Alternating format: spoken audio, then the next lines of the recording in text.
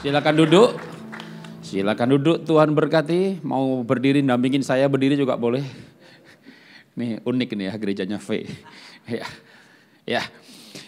Tadi malam jam 9:15 atau setengah 10 kira-kira saya WA Bapak dan Ibu dua-duanya. Nanya alamat. Dijawabnya flyer. Love one another gitu ya. Saya siapkan sekarang sehat 1, lalu habis makan siang sehat 2. Tapi ya namanya hamba harus taat gitu ya. Tema minggu ini tadi begitu Pak Arifin ada pesan gembala, oh ya. Makanya tadi malam begitu pesan begitu, dapat WA gitu, ya tak tinggal tidur juga. Saya 9.55 naik ke ranjang, 10.00 tidur, 5.20 bangun. Dan tiap hari begitu. Jam 8 pagi sarapan, jam 5:30 makan malam terakhir. 6:04 gosok gigi. Dari jam 6 sampai jam 10 malam udah ada makanan yang masuk kecuali minum air putih gitu ya. Itu udah jadi rutinitas. Jadi begitu dapat flyer ya udah pokoknya tidur aja dulu kan gitu kan. Ya, bangun tidur tunggu pewahyuan. Ya, pewahyuannya adalah oke, boleh flyer berikutnya. Pak Roni Daud pernah ngisi di KIB, Keluarga Indonesia Bahagia, temanya keluargaku sorgaku. Siapa di sini yang sedang punya pacar? Angkat tangannya. Sedang punya pacar. Sedang punya pacar. Wah.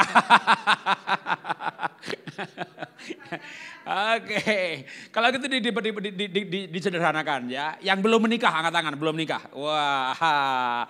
Wajah-wajah penuh pengharapan. Ada jurnal namanya Honeymoon Effect.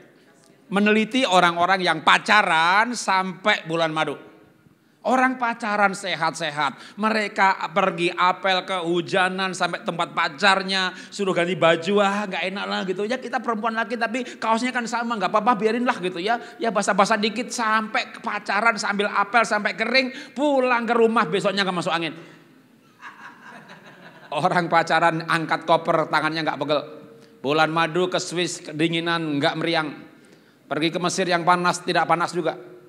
Jadi orang pacaran sehat-sehat. Begitu menikah sakit semuanya. Simpulkan sendiri siapa yang bikin sakit. Mayoritas penyakit karena psikosomatis. Bahkan sampai misalnya kanker sel error. Kenapa error? Autoimun. Kenapa antibodi nyerang dirinya sendiri? Karena hormonnya kacau. Kenapa hormonnya kacau? Nanti sesi kedua kita jelasin gitu ya. Tapi itu karena ada kekacauan perasaan yang mengacaukan hormon. Kapan terjadi? Kalau sebelum menikah banyak terjadi kasus pada anak angkat. Karena dia bingung dengan jati dirinya siapa. Apalagi dibohongin kalau dia anak angkat, anak kandung. Tapi orang pacaran menarik orang pacaran sehat-sehat. Kenapa setelah menikah sakit? Lihat sebelahnya yang kau nikahi. Itulah sumber penyakitnya. Iya kan? Iya kan? Ya. Itulah yang bikin stres ya kan. Mau tidur lihat setan, bangun tidur lihat setan. Itu yang bikin ada aritmia, jantung kagak teratur. Atau itu yang bikin sehat. Ya tergantung sebenarnya, surga atau neraka. Kalau orang yang nikahnya bahagia, ya pernikahan itu sumber kesehatan. Orang yang nggak nikah bahagia, ya itu dia sumber penyakitnya di situ, setan satu itu. Oke, boleh file berikutnya lagi. Maka, next, ya udah betul ya. Pernikahan kita atau keluarga kita tuh sorga atau neraka. Ya tinggal lihat aja wajah-wajah yang hadir di sini. Kalau sudah menikah itu kan pada wajah-wajahnya mengerikan ya. Penuh penderitaan, penuh penyesalan. Tapi yang menarik juga, sampai saya pernah merasa berdosa gitu ya. Janda-janda itu wajahnya seger-seger. Merdeka gitu loh ya dari penjajahan Herodes. Sampai saya berkata dalam hati saya ini, aduh kayaknya saya laki-laki berdosa ini ya. Kok lihat janda kayaknya cantik-cantik seger-seger gitu kan. Apa saya ini laki-laki yang kurang ajar gitu kan. Tapi sampai akhirnya dalam hati ini saya nggak berani ngomong. Tapi saya diam-diam nggak tahu, nggak menjelaskan alasannya apa. Saya tanya istri saya. Kamu lihat tuh yang janda-janda, kamu lihat ada bedanya nggak sama ibu-ibu yang menikah? Iya ya, kayaknya seger-seger. Oh berarti bukan saya nakal. Wanita pun juga melihat para janda ini wajahnya wajah merdeka gitu loh ya. Siapa di sini yang sudah merdeka? Katakan.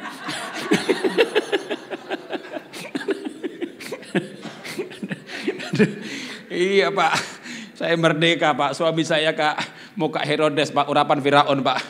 Tinggal laku Pontius Pilatus Pak. Ibu punya suami seperti Pontius Pilatus, ibu pasti punya karakter seperti Tuhan Yesus. Yang menderita di bawah pemerintahan.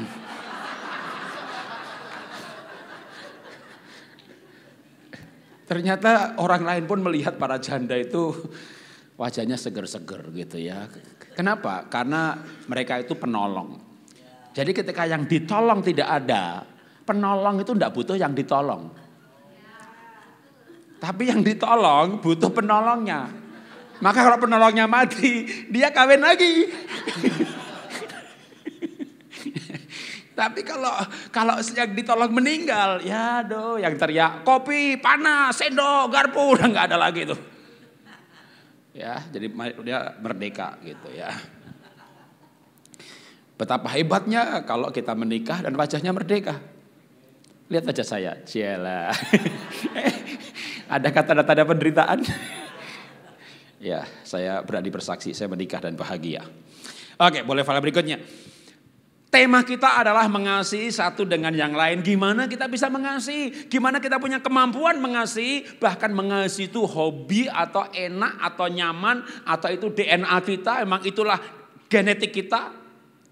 Kalau kita nyambung dengan Tuhan. Tuhan itu apa sih? Oke, anggap aja ruangan ini. Di sini ada gelombangnya radio Heartland nggak ya? Kok nggak dengar kita?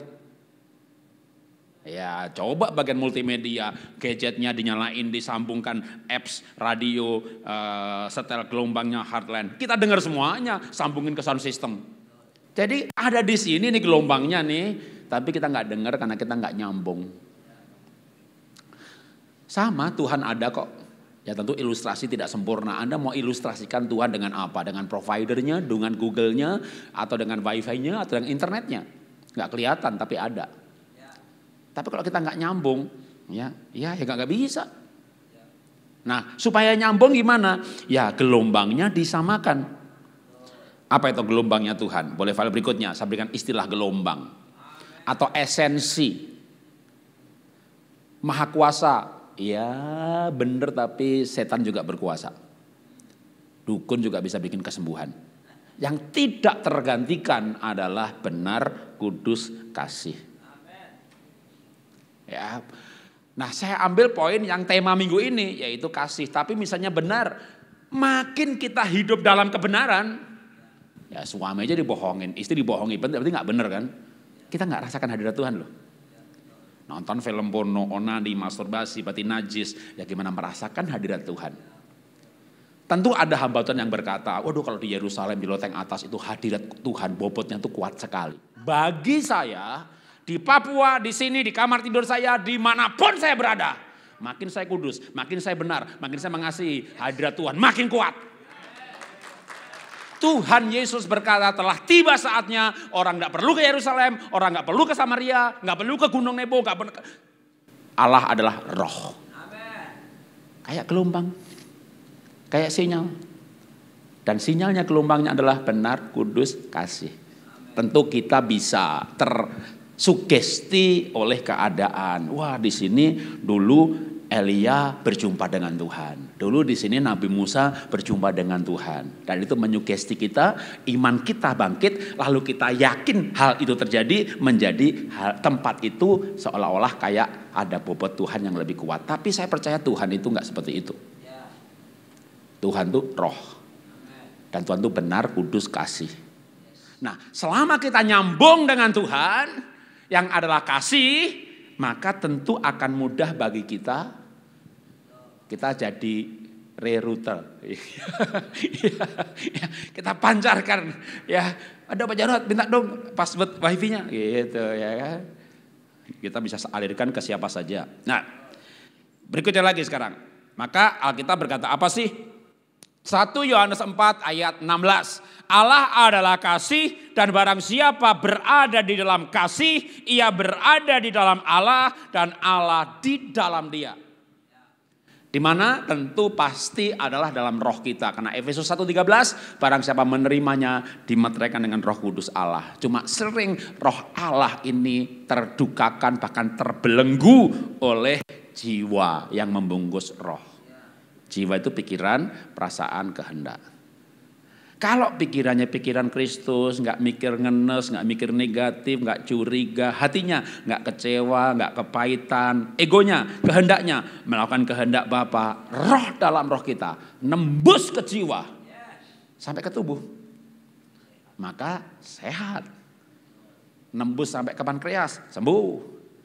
Ke payudara, sembuh. Gimana mengusahakan roh Tuhan itu memenuhi kita. Di mana penuh Roh Kudus, bukan cuma roh di Roh Kudus di roh kita, ditambah dengan di lidah ada bahasa rohnya. Tapi otaknya negatif, pikirannya negatif, ya nggak penuh Roh Kudus. Bagi saya loh ya, maaf yang karismatik. Oh ini karismatik semua di sini ya. GBI gitu loh. Ya tapi penuh Roh Kudus itu berarti manusia kan roh, jiwa dan tubuh. Ya berarti rohnya jiwa. Kalau roh udah jangan tanya, kita lahir baru, roh kita sempurna, mati masuk surga. Kita bukan bergumul lagi masuk neraka atau surga, kita mati udah pasti masuk surga. Siapa yang yakin mati masuk surga? Siapa mau mati hari ini? Pada kerasan semuanya di bumi ya. Ya karena tugasnya belum selesai. Kalau Paulus berkata, lebih baik kalau aku bisa pergi dan diam bersama dengan Kristus, jauh lebih baik kita mati. Tapi lebih perlu bagiku, aku tinggal di dunia ini. Ya, nah kasih makin tulus, makin murni, makin kita merasakan Tuhan. Bahkan Tuhan tinggal di dalam kita. Nah kita sekarang jabarkan mengasihi ini siapa saja, ya saya itu dengan sesuai pendalaman bidang saya. Ya berikutnya apa itu? Ya kita mulai dengan mengasihi keluarga. Keluarga yang mana? Boleh ayatnya berikutnya. 1 Yohanes 4 ayat 20. Jika seorang berkata aku mengasihi Allah dan ia membenci saudaranya, maka ia adalah pendusta. Karena barang siapa tidak mengasihi saudaranya yang dilihatnya, tidak mungkin mengasihi Allah yang tidak dilihatnya. Dan perintah ini kita terima dari Dia. Barang siapa mengasihi Allah, ia harus mengasihi saudaranya. Saudaranya itu berarti ya keluarga. Kakak, adik, bahkan ponakan. Kan kadang aneh ya, ada orang yang murah hati di gereja, pelit tuh sama istri. Wah ada yang langsung teriak, ibu-ibu ada yang teriak betul. Suaminya yang mana nih,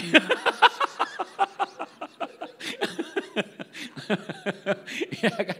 Lah kenapa ini bapak murah hati di gereja? Karena di gereja bahkan gembalanya pun menghormati dia. Istrinya gak menghormati. Orang yang laki-laki bahagia kalau dihormati. Maka dia ke gereja. Waduh pak gembalanya, bapak jadi diaken ya. Wah dipercaya lagi, dihormati lagi. Waduh dia senang sekali. Dia sumbang keyboard, makin dihormati. Dia sumbang drum, makin dihormati. Dia sumbang LCD, makin dihormati. Dia sumbang lagi LCD. Tapi begitu gembalanya gak menghormati, keyboardnya bawa pulang lagi. Karena dia mencari hormat tadinya. Ditegur, usulnya gak diterima. Wah yang bisa dibawa pulang dah. Gitu kan. Ya karena kita sebenarnya tidak berada dalam kasih. Sehingga kita haus akan penghormatan. Kita haus akan penerimaan. Kalau kita mengasihi, maka kita akan punya logika sederhana ya pasti mengasihi anggota keluarga kita. Tapi gimana Pak kalau keluarga saya gak benar? Lah emangnya keluarga saya benar? Saya lahir di keluarga yang gak ada pamitnya, gak ada bilang terima kasih. Saya jujur aja, bapak saya gebukin ibu saya, tendang ibu saya, injek ibu saya, bapak saya selingkuh. Saya tidak kecewa kalau bapak saya mungkin pengusaha. Tapi bapak saya kalau minggu khotbah itu masalahnya. Dia seorang majelis, bukan pendeta sih, tapi majelis di gereja Protestan. Jadi begitu hal itu terjadi, adik saya belum lahir baru. Wah dia mau bunuh bapak saya. Karena dia mau bunuh bapak saya, bahkan bawa parang, dihalangi tetangga, pas ada polisi lagi ditangkap, singkat cerita ya dia kepahitan. dengan bapak saya. Kepahitan itu membuat dia tidak selesai kuliah dan terkena narkoba. Kalau dia pakai narkoba, ibu saya masuk rumah sakit. Gulanya 600, padahal dia diabetes yang sangat ketat 3 jam jenis jumlahnya. Tapi begitu stres karena anaknya masuk ditangkap polisi, udah ibu saya masuk rumah sakit, kena stroke, gulanya 600. Dan aduh bu, dia bilang sama saya, ibu mati wae, pengennya meninggal aja. Ya bapakmu, ya adikmu. Akhirnya biar ibu ini tenang, bawa adikmu ke Jakarta. Waduh, adik saya yang narkoba tak bawa ke Jakarta. Ibu saya senang banget, istri saya stres. Karena orang narkoba itu bisa mengadakan mujizat. Yang ada menjadi tidak ada. Ini kemarin ada ini. Aduh. Untung saya sudah lahir baru waktu bapak saya kejadian selingkuh. Yang ada adalah Tuhan, aku pengen banget di sorga nanti aku ketemu bapak saya. Yang ada belas kasihan. Saya 5 bersaudara, saya cari adik saya yang sudah lahir baru. Kita puasa buat bapak kita. Gak gampang, menobatkan orang tua itu gak gampang. Saya bertobat, saya melayani sungguh-sungguh, bapak saya masih ingat waktu saya nakal dulu. Jadi kita nggak bisa bilang sama keluarga, aku bertobat. Ya mana buktinya? Butuh waktu panjang sekali. Waktu kita mulai khotbah, mulai pelayanan, kan orang tua kita ingat nakalnya kita, bandelnya kita. Syukur kalau Anda nggak bandel. Saya sih bandel banget dulu. Lihat nih, unjeng-unjengnya 2. Orang Jawa bilang kalau unjeng-unjeng 2, apalagi anak nomor 2, udah dah. Sudah ada nomor 2, ujung-ujungnya 2, udah. Bu Adelnya minta ampun. Udah begitu dites pakai biometrik sidik jari, kecerdasan yang melampaui angka 12 adalah 4 bidang. Sampai yang ngetes saya bilang begini, Pak Jarod, sekarang semua orang pada kagum sama Pak Jarod, multi talent, multitasking. Tapi ibunya Pak Jarod pernah stroke gara-gara Pak Jarod gak? Sudah punya 2, ada nomor 2, multitasking, multi talent, cerdasnya melampaui 12, ada 4 bidang. Ya untung aja Pak, ibu saya belum meninggal gara-gara saya gitu. Tapi kalau stres mah sering. Maka pada waktu saya lahir baru sungguh-sungguh, melihat keluarga yang kacau, bukan marah, bukan jengkel. Kenapa? Allah di dalam kita. Tuhan adalah kasih dan Allah yang adalah kasih itu membuat ini kejadian, ini fakta, ini memori, ini apapun yang Anda sebut ya, kejadian, fakta, memori. Nah, ini fakta, kejadian, memori, ini emosi. Kita bisa ambil jarak antara emosi dan fakta. Karena emosi kita ada perasaan Kristus. Ini kejadian, ini pikiran kita bisa ambil jarak. Kenapa? Pikiran Kristus, firman Tuhan. Maka betapa pentingnya kalau kita Tuhan dalam kita, maka harusnya kita mengasihi saudara kita apapun walaupun. Ya, oke, berikutnya lagi. 1 Yohanes 2 ayat 9. Barang siapa berkata bahwa ia berada di dalam terang tetapi ia membenci saudaranya, ia berada di dalam kegelapan sampai sekarang. Barang siapa mengasihi saudaranya, ia tetap berada di dalam terang dan di dalam dia tidak ada penyesatan. Tetapi barang siapa membenci saudaranya, ia berada di dalam kegelapan dan hidup dalam kegelapan. Ia tidak tahu kemana ia pergi karena kegelapan telah membutakan matanya. Maka indikator yang paling gampang itu adalah, oke, boleh file berikutnya, gambar dengan gambar saja. Ya, adalah indikatornya apakah Anda bisa mengasihi orang yang Anda nikahi. Kalau bisa mengasihi orang yang dinikahi, ya gitu, makanya Pak Ron Daud berkata, ini bukan mantan pacar katanya. Ya. Sampai sekarang masih pacar ya Pak ya. Karena Pak Roni Daud ada kalimat yang saya gak pernah lupa. Kalau berkata mantan pacar berarti kemesraan sudah berlalu. Cia. Itu quote-nya Pak Roni itu ya kan. Ya. Tapi memang tidak mudah loh ya mengasihi pasangan. Kita bisa murah hati di gereja, kita bisa murah hati sama panti asuhan. Kadang kita gak ikhlas pasangan kita bahagia. Enakan dia dong kalau saya ngalah. Ini yang untuk bapak-bapak dulu ya. Enakan dia kalau saya ngalah. Bapak itu harus ngalah sama istri. Mana suami ibu?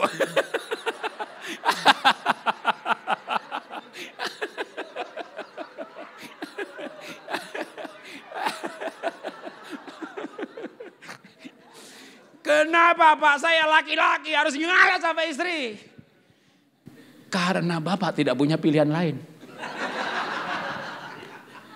Itu aja alasannya, nggak pakai teologis, nggak pakai ayat. Bapak tidak punya pilihan lain. Memangnya Bapak punya pilihan? Bapak tidak bisa mengalahkan istri. Lah penolong mau dikalahkan. Orang jatuh ditolong, orang susah ditolong. Penolong itu lebih kuat daripada yang ditolong. Lalu Anda mau mengalahkan penolong, mana bisa? Laki-laki dibikin dari tanah, mau dibikin gentong yang gede, ditendang ya ambiar. Wanita itu dari tulang loh, kerasnya minta ampun. Anda pikir dia lembut? No. Yang belum menikah lo pikir dia lembut. Keras kayak tulang. Bahannya aja dari tulang. Maka tulang itu dibuang ototnya, dibuang dagingnya, tinggal tulang saja. Halus betul, tapi tidak lembut. Halus. Maka wanita itu makhluk halus. Yang susah dimengerti. Dan bapak-bapak jangan patahkan itu tulang. Kalau bapak patahkan hatinya istri, bapak bisa mati gara-gara dia. Maka bapak tidak bisa mengalah, harus mengalah. Kenapa? Karena bapak nggak bisa kalahkan. Bisa Pak, kalau kami berdebat tak tempeleng dia Pak. Bapak menang berdebat, tapi kalah relasi. Kenapa kalah relasi? Seminggu, 2 minggu, bapak udah lupa kalau marah. Bapak pegang-pegang tangan, pegang istri. Kenapa? Nanti malam punya rencana ronde ketiga. Atau bab 3. Jadi pendahuluannya pegang-pegang tangan istri dulu, gandeng. Jangan gandeng-gandeng. Lah, ya, pengen bab 3-nya nanti malam, ini baru pendahuluan, udah ditolak. Masih marah dia. Wanita itu memorinya mungkin 5 giga. Bapak-bapak cuma 28 mega. Udah lupa salahnya apa, sudah lupa marahnya. Lalu baru pegang aja udah jangan pegang-pegang. Akhirnya gimana? Kalau mau ke mall tak antar yuk, baik-baik. Siapa yang kalah? Akhirnya bapak sambil garuk-garuk kepala. Gak bisa ngalahin makhluk hidup satu itu. Bapak di sini. Adakah bapak yang sudah berhasil mengalahkan istri? Kalau ada aku mau berguru. Sampai sekarang juga saya belum bisa mengalahkan satu itu. Jadi istri itu tak terkalahkan. Kenapa? Karena wanita diciptakan tidak untuk dikalahkan. Tapi untuk dicintai.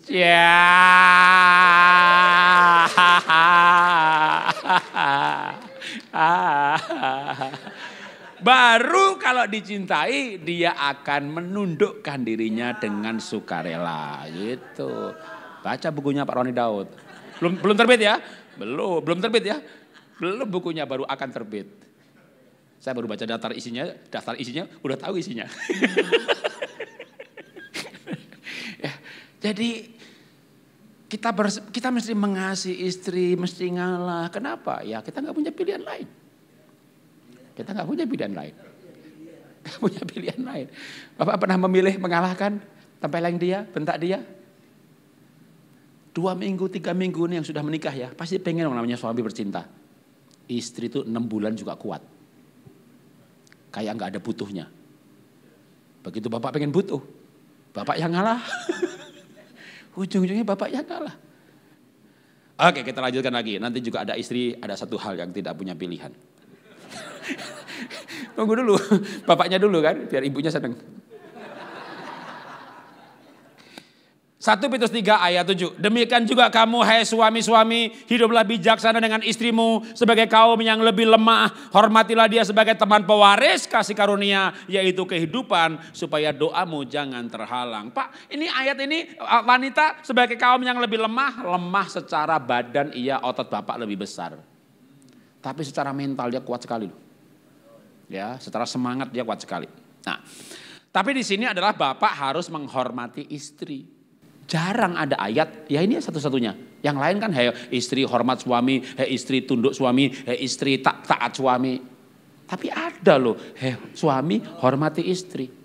Jarang dikhotbahkan karena pendetanya laki-laki semuanya. Nah kalau bapak tidak menghormati istri, menghormati loh, respect loh. Kalau nggak menghormati, doanya terhalang.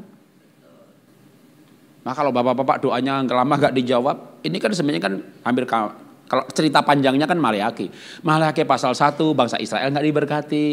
Pasal 2 ditegur pernikahan. Pasal 3 baru ditegur soal perpuluhan. Pasal 4 hubungan orang tua anak. Nah waktu pasal 2 itu kenapa kami nggak diberkati? Sebab Tuhan nggak dengar doamu, nggak jawab doamu. Kenapa nggak dengar? Karena waktu kamu berdoa yang Tuhan dengar itu rintian, tangisan. Loh saya berdoa kok yang dengar tangisan. Ya karena istrimu menangis. Maka dalam Maleakhi 2 dikatakan, hai suami, hendaklah engkau setia dengan istri masa muda. Masa ini penting. Kalau enggak setia dengan istri muda. Jadi supaya setia dengan istri masa muda. Maka sebab dialah teman sekutumu, istri seperjanjianmu. Jadi kita harus menghormati istri sebagai teman sekutu. Teman sekutu namanya kongsi. Kongsi pemegang saham 50%. Oke, boleh file berikutnya lagi. Maka next.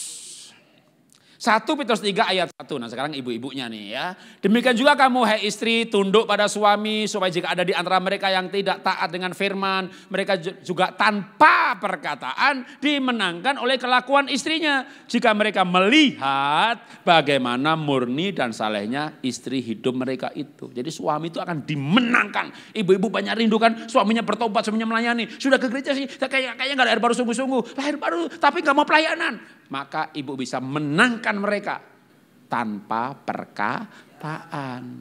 Kenapa mereka nggak dimenang-menangkan? Ibu kebanyakan perkataan. Amin bapak-bapak. Saking takutnya bilang amin nggak berani pak. Memang sebelahnya itu mengerikan sekali pak.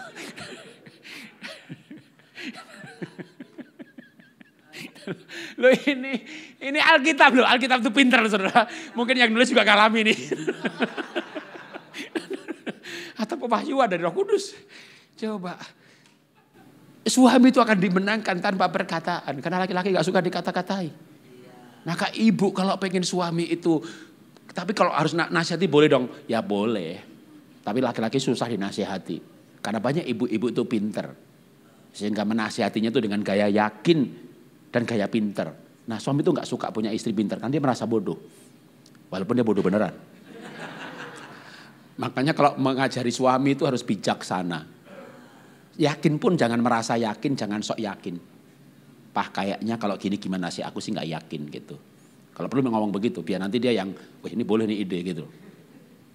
Biar dia yang seolah-olah dia yang ngambil keputusan. Karena istri itu penolong. Tahu penolong? Pembantu, asisten. Gini dah. Presiden sama menteri bagus pinter siapa? Pinter menteri lah, menteri keuangan. Dalam keuangan, menteri keuangan lebih pinter. Dalam perindustrian, menteri perindustrian lebih pinter. Tapi dia pembantunya presiden. Maka dia tuh gak pernah gini.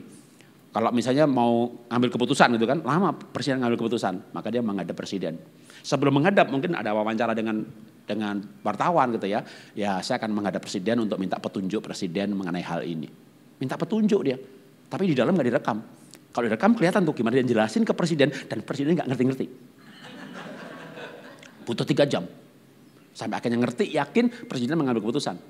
Terus dia keluar dari ruang presiden. Wawancarai dengan wartawan. Ngomong gimana? Saya butuh waktu panjang sekali untuk menjelaskan presiden yang nggak ngerti-ngerti itu. Dipecat.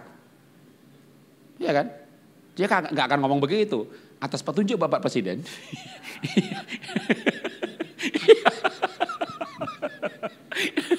Kalau dia berkata, aduh presiden kita ini susah sekali. Butuh waktu 3 jam untuk jelas yang sederhana ini. Dan akhirnya setelah saya desek dia mengambil keputusan juga. Dan maka saya umumkan sekarang.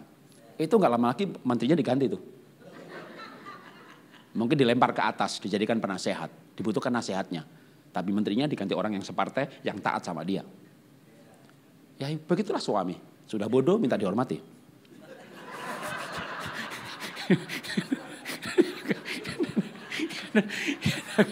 Maka Anda harus jadi bijak. Ibu harus bijaksana.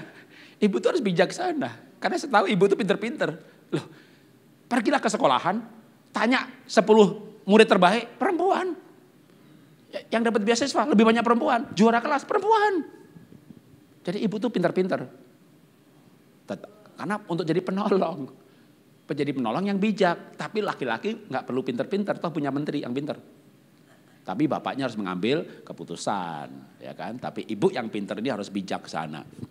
Nah, nanti ketika akhirnya suami ini sukses gitu kan. Tapi waktu berjalan kan dia tahu dong, memorinya kelihatan. Aduh, kalau dulu tuh ini tuh nasihat istri nih, ini bener nih, bener. Ya sangkanya kan dia sukses kayak raya diwawancarai wartawan. Pak, apa rahasia sukses Bapak gitu. Akhirnya dia mengakui di balik sukses seorang pria ada wanita bijaksana gitu. Akhirnya dia mengakui, akhirnya. Ya kan? Tapi Bapak jangan keras kepala juga Pak. Bapak kalau gak denger nasihat penolong yang Tuhan sediakan ini, Bapak banyak gagal, Bapak banyak hancur. Bapak akan banyak nyungsep dalam hidup ini. Ya. Setuju gak setuju, memang itu fakta Ibu.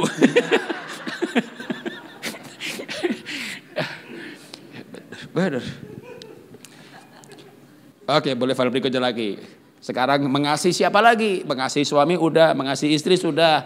Ya mengasihi anak. Kenapa harus mengasihi anak? Boleh file berikutnya lagi. Maleakhi pasal 4 ayat 6. Maka ia akan membuat hati bapa kembali kepada anak-anaknya dan hati anak-anak kepada bapaknya. Supaya jangan aku datang memukul bumi sehingga musnah.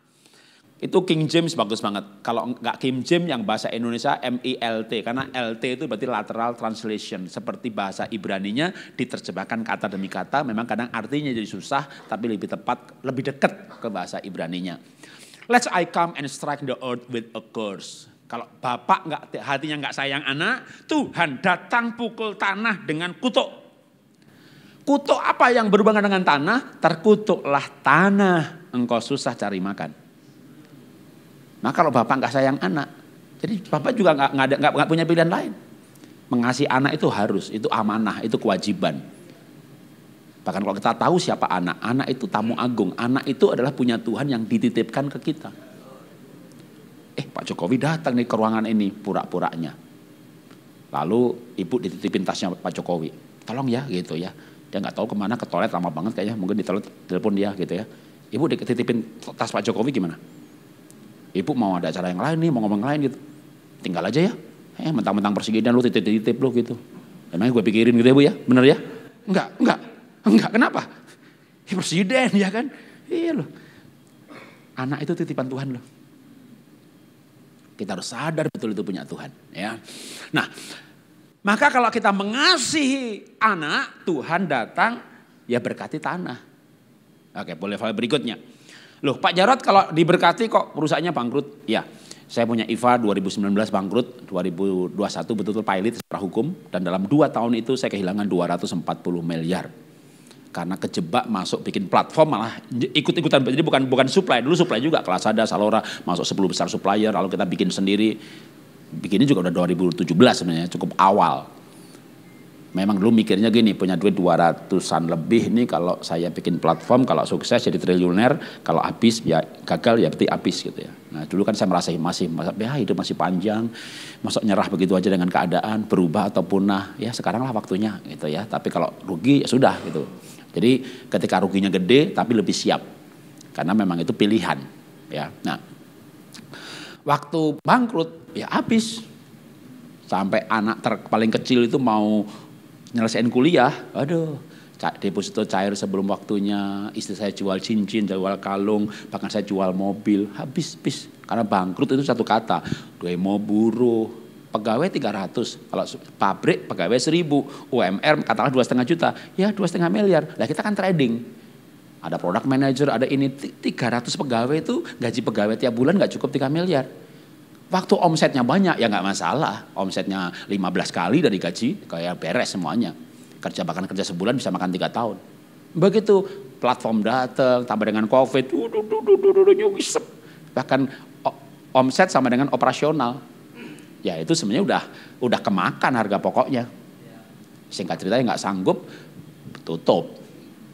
Udah deh, sejak nggak ada untung itu, mulai deh namanya aset yang liquid, ya dijual, mobil pun dijual. Masih untung loh, istri saya itu punya simpanan emas 61 kilo. Mas Jarot.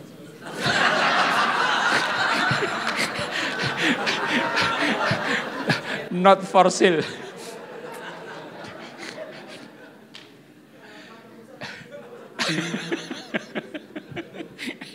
Mobil aja dijual, mana ada emas sudah agak tersisa lagi. Mas Jarot. Yang saya tetap berani berkata, saya orang yang diberkati Tuhan.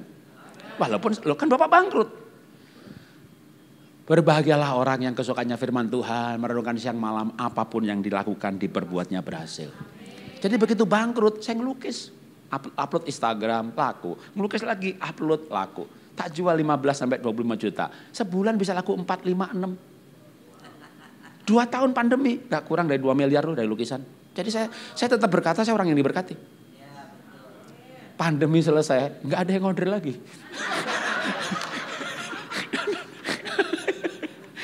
Tapi selama pandemi saya ngajar, nanti saya ceritakan setelah makan siang yang sesi 2. Selama pandemi saya ngajar olah nafas, ngajari orang hidup sehat, gratis, sudah gratis saya ajarin. 1 orang sembuh dari insomnia, ngajak 5 orang, 10 orang. 1 orang sembuh dari autoimun, ngajak orang lain lagi. 1 orang diabetes membaik keadaannya, ngajak orang lain lagi. Singkat cerita sekarang udah masuk ke WA Group 89. Atau kelas ke 89. 1 kelas antara 200 sampai 1.200 orang tergantung waktu itu WA Group pentoknya berapa. Jadi buka kelas pentok, buka kelas minggu pentok. Jadi sekarang udah 40.000 orang. Itu free semuanya. Ya mau tepuk tangan juga boleh. Terus hubungannya apa sama diberkati ini? Ya begitu pandemi gak ada lukisan laku. Karena muridnya udah banyak. Tuhan tuh bawa saya apa? Jadi tukang endorse. Endorse produk ini, endorse produk itu yang betul-betul saya pakai gitu. Dari produk ini bulan ini 10 juta, produk ini bulan ini 20 juta. Tiap bulan 70 juta dapat juga. Aduh, jadi apapun yang diperbuatnya, Tuhan berhasil. Semua pelajaran gratis bahkan diupload di YouTube. Setiap jam 5.20 saya udah buka Zoom ngajari olah nafas, olah hati, olah pikir. Gratis. Tapi banyak bangsawan. Ya yang duitnya banyak itu kan bangsawan kan?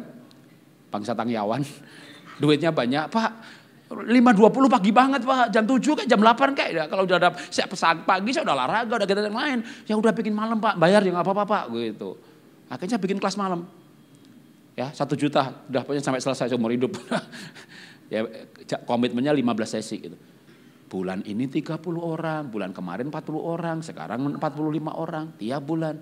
Tuhan sediakan orang-orang malas supaya yang rajin hidup.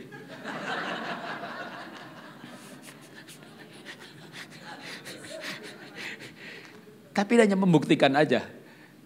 Kita tuh orang yang dalam Tuhan, gak ada bangkrutnya kok. Mungkin bangkrut 1 usaha. Tuhan, pemeliharaan Tuhan gak ada bangkrutnya. Jadi kalau kita takut akan Tuhan, kita mencintai anak-anak, Tuhan datang pukul tanah dengan berkat. Tapi kalau kita gak mengasihi anak, Tuhan datang pukul tanah dengan kutuk. Tuhan tuh udah atur ya, menarik ya. Suami harus menghormati istri supaya doanya gak terhalang. Ya, nanti istri juga ya supaya suaminya bertobat, jangan banyak ngomong. Tambah lagi nanti masih ada ya. Lalu orang tua harus mengasihi anak. Nah, gimana anak? Boleh file berikutnya. Untuk anak maka ayat ini Efesus 6 ayat 1 2 3. Hai anak, taati orang tuamu dalam Tuhan. Haruslah demikian. Hormatilah ayah ibumu, ini satu perintah yang penting supaya engkau bahagia dan panjang umur. Yang gak punya pacar, gak bahagia ya. Bahagianya ya kalau punya pacar ya bisa ngobrol. Yang punya pacar sudah menikmati ngobrol. Yang sudah menikah pasangannya bisu. Nanti dia bisa ngomong lagi kalau cintanya balik ya. Jadi ketika bayangin orang gak punya pacar gak bahagia, punya pacar bahagia banget loh. Aduh hari itu ada yang berkata I love you, dia bahagia banget. Besok pagi mati dia. Itu namanya bahagia tapi tidak panjang umur. Nah kalau panjang umur gak bahagia, sudah tua, sakit, pengen mati gak mati-mati. Itu namanya awet menderita. Ya bagus tuh kombinasi ya.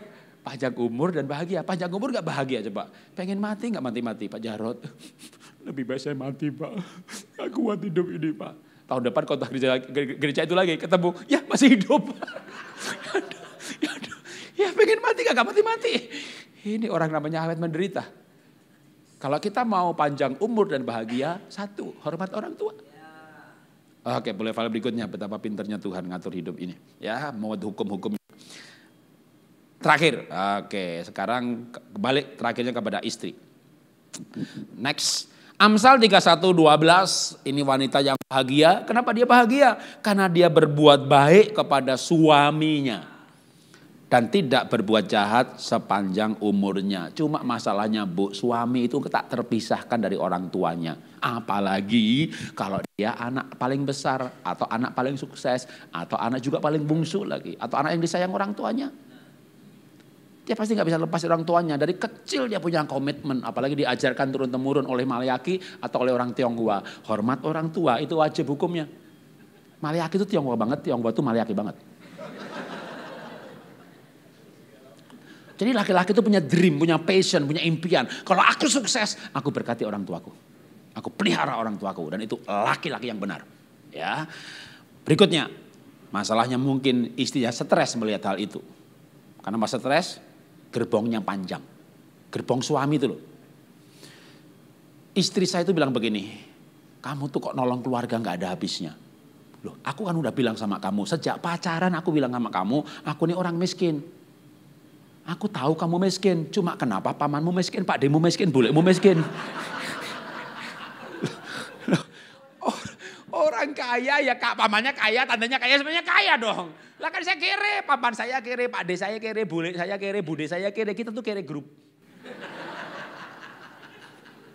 Jadi yang namanya nolong adik, kakak, ponakan, kagak ada habisnya.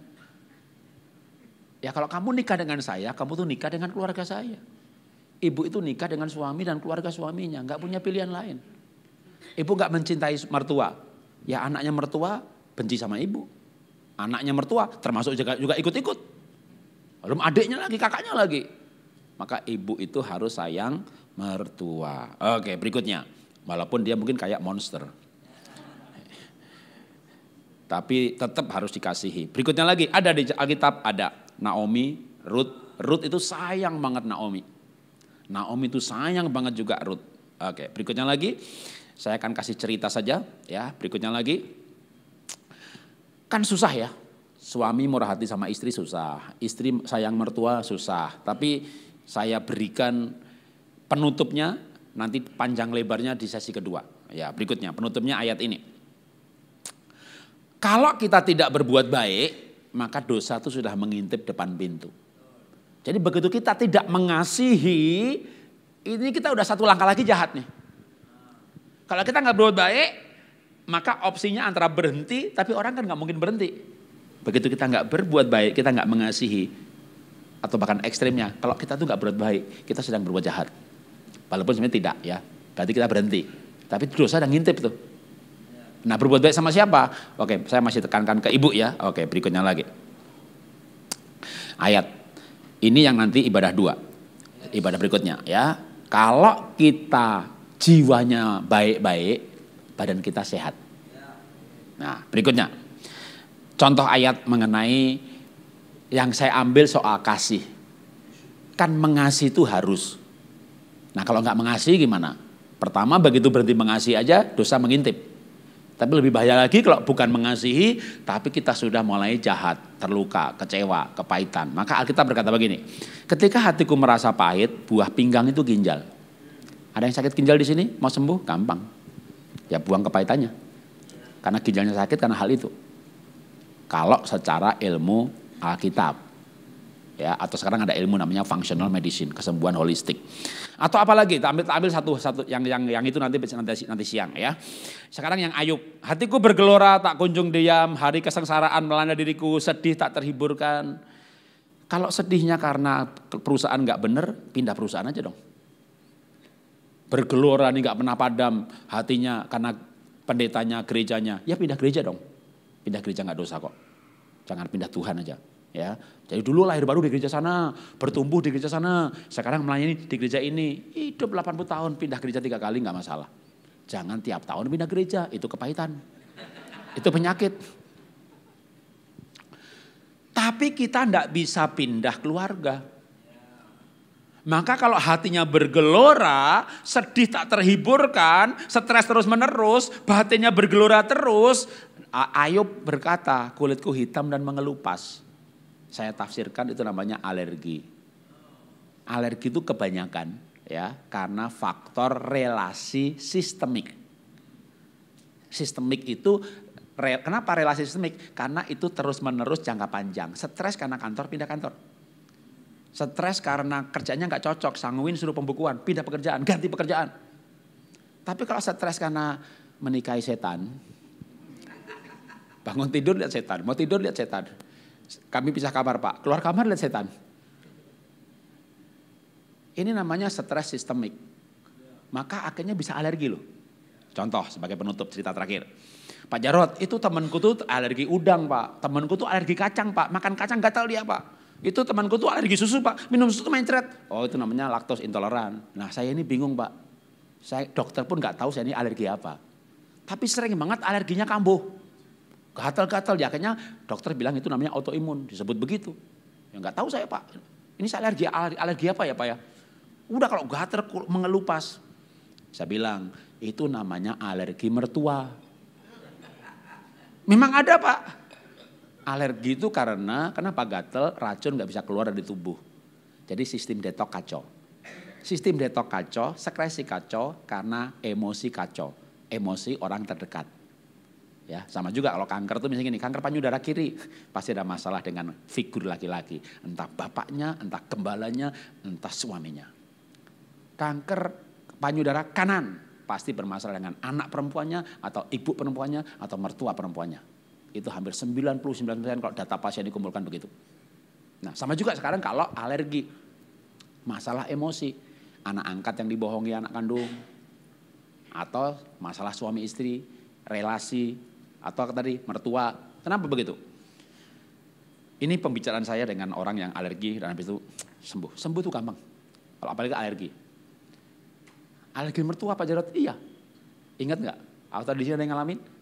Dengar mertua mau datang aja, perutnya udah nggak enak. Mahnya kambuh. Mertua datang beneran, GERD.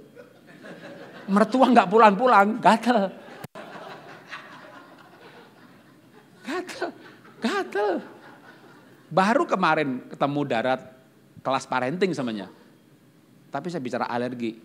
Seorang bapak bilang, betul Pak, saya punya masalah dengan istri saya Pak. Begitu saya berantem Pak, gatel. Saya baru sadar loh waktu bapak ngomong. Mau sembuh, gampang. Cintai itu istri sungguh-sungguh.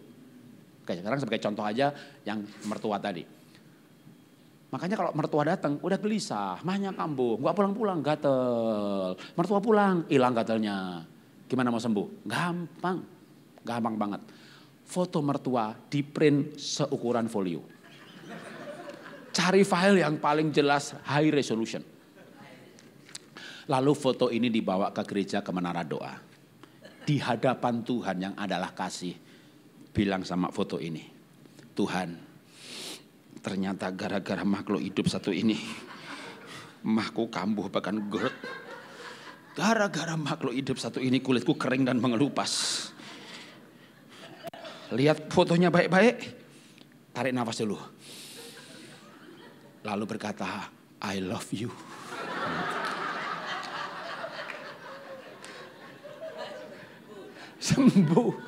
Sembuh itu gampang. Tapi jangan begini. I love you. I love you. Belum sembuh. Baru simptomnya hilang. Sementara gatalnya berkurang. Ya enggak apa-apa, ini proses. Ini proses. Tarik nafas lagi pelan-pelan. I love you.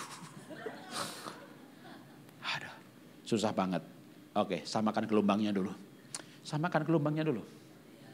Allah adalah kasih. Barang siapa tinggal dalam kasih, Allah tinggal dalam dia.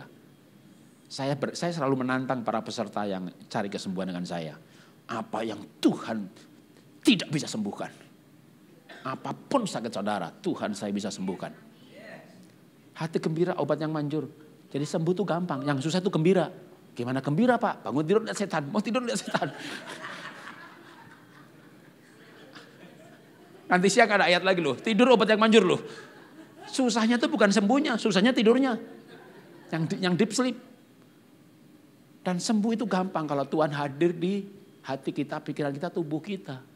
Dan udah jelas Allah itu kasih. Maka begitu kita bisa mengasihi, Anda cari deh siapa makhluk hidup di muka bumi ini yang bikin Anda jengkel, bikin Anda kesel. Kalau lihat wajahnya gak bisa makan, nafsu makan hilang, di print 1 folio. Ya, lalu berkata, saya ditipu 2 miliar sama dia.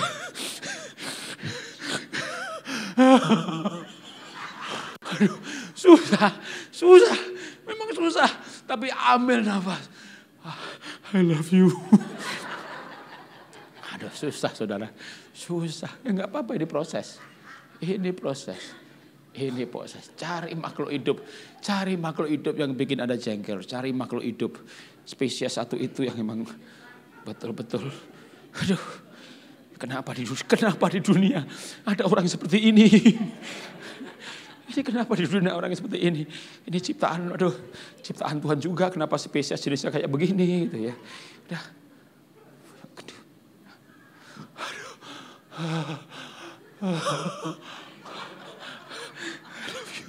I love you. Sebentar tak nangis dulu. Aduh. Haleluya. Mari kita tunduk kepala, kita berdoa. Tuhan, kadang gak mudah bagi kami untuk mengasihi. Kadang gak sanggup kami untuk mengasihi orang yang mengkhianati kami, yang membenci kami. Kami tahu kasih-Mu, kami tahu Tuhan kasih. Tapi sering kami penjarakan Tuhan dalam roh kami padamkan Roh Kudus dalam roh kami penjara Roh Kudus dalam roh kami belenggu dengan perasaan kami belenggu dengan pikiran kami, karena hati kami terlalu pahit, hati kami terlalu sedih, hati kami terlalu kecewa. Kalau Bapak Ibu cerita apa yang Bapak Ibu alami, saya akan juga paham. Saya akan sangat paham kenapa kecewa, kenapa benci, kenapa sulit mengasihi yang satu itu. Tapi biar siang hari ini Roh Kudus berbicara. Siapa yang harus kita kasihi dan berkata di hadapan Tuhan, aku mengasihi dia. Berikan aku kasih-Mu Tuhan, berikan aku kasih-Mu, berikan aku kasih-Mu. Karena tanpa kasih-Mu aku gak mampu. Kita berdiri nyanyikan lagu ini dan saya kembalikan ke Pak Gembala. Ajarilah kami ini saling mengasihi.